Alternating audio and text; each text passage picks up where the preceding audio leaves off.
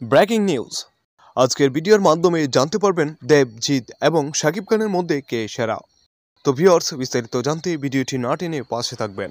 সম্প্রতি এই পর্যন্ত দেবের সিনেমায় দেখা যায় বক্স অফিসে 70% কাউন্ট হয় এবং গানের দিক দিয়ে রেকর্ড পরিমাণ থাকে 60%। এদিকে জিতের সিনেমায় বক্স অফিস 60% কাউন্ট করতে দেখা যায় ও গানের দিক দিয়ে 50% রেকর্ড পরিমাণ থাকে।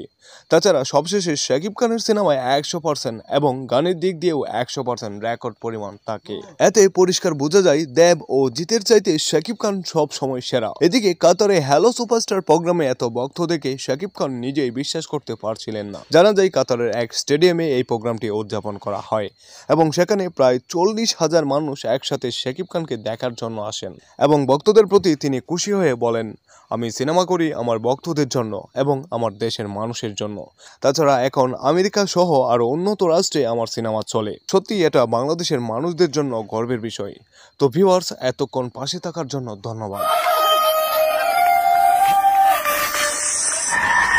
এবং শাকিব খানের সকল ভিডিও পেতে হলে অবশ্যই চ্যানেলটি সাবস্ক্রাইব এবং লাইক দিয়ে রাখবেন। ধন্যবাদ।